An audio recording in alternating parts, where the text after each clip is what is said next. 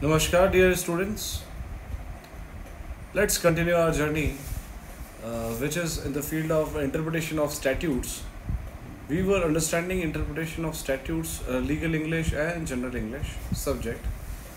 And today we'll be discussing the various components of a statute. But in the beginning, let's discuss briefly what is interpretation of statutes and which is done by the agency of judiciary.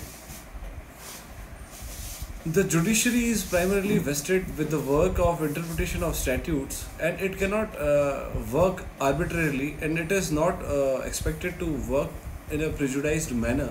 So therefore what it does is it plainly, first of all, it tries to plainly interpret the words written by the legislature in a particular enactment.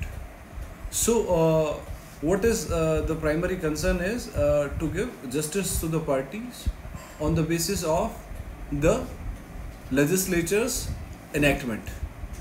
So the primary intent of the legislature is tried to be deciphered by the judiciary, in which the various sound principles which have been evolved through time are actually utilized. So now let's understand the basic difference between interpretation and construction. Both the words are interchangeably used by various people, but it is not so. These are not identical words. They have different meanings and different jurisprudential aspect is attached to each of them. Interpretation, in the process of interpretation, what is done is the words are plainly read and their natural meaning is drawn out of which, and then thereafter the judgment is given on the basis of it. Whereas in construction, what is done is the true spirit of an enactment is tried to be found out, and thereafter a judgment is passed on the same. So in construction, the court can even go beyond those words if injustice is being caused, or let's say an ambiguity arises. So that is why construction is far beyond interpretation. Now let's discuss the various components which may be found in a particular statute.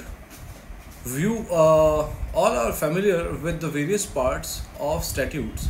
Now let's interact in this regard, and kindly tell me the various components of any kind of statute or any kind of act.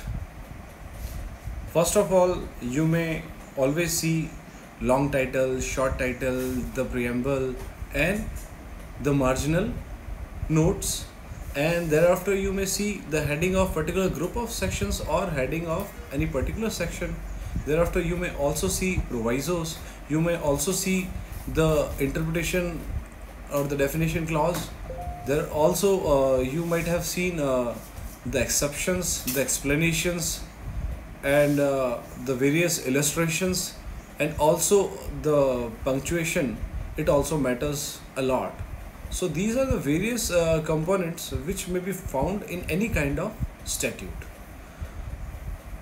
These do help us in a multifold manner, and these are really important for us to understand, because whatever lies in any enactment is in these components only, and if we understand these components and they're working in a very good manner, then I think you will be very successful in the field of law, because this is the main thing which every lawyer, every judge, or every person in the field of law has to do.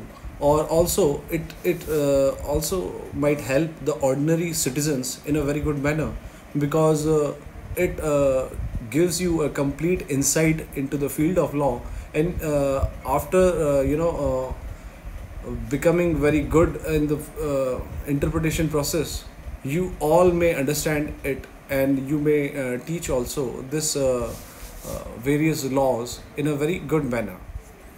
Now let's understand these various components of any kind of statute.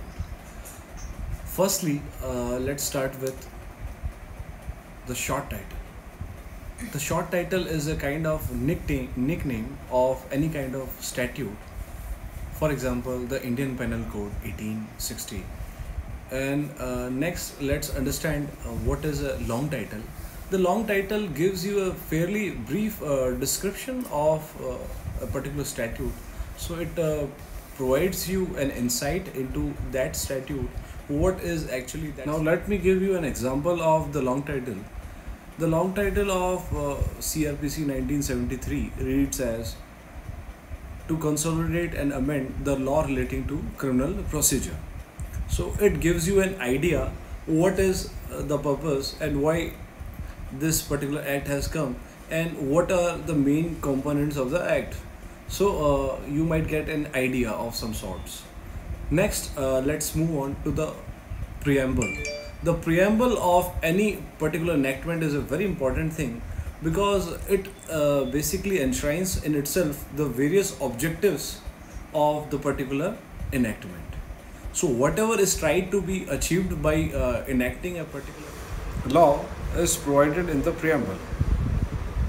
For example, our Indian Constitution's preamble gives our Constitution a purpose and it enlightens at times whenever any kind of ambiguity arises in the interpretation of the Constitution. So, what is most important is to understand the legislative intent, and the preamble of any kind of enactment helps the most in this regard. And other thing is also important is the marginal note. The marginal note is provided on the in the side of the section, and it provides the effect of a particular section, that is to say what effect that particular section is going to bring about. So for our students and for various legal facilities, it gives a very good shortcut to understand the whole of the law before reading the complete provision. So it gives you a very good idea in this regard. Thereafter, now let's move on to the heading of the various groups of section or sections or the section.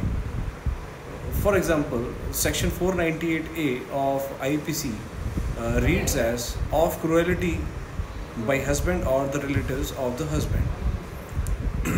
Next is the various provisos. The effect of the proviso is, had the proviso not been enacted, it would have contained that particular provisions also in the main provision. So the proviso further enlarges the scope of that particular section. Thereafter, let's understand what is illustration.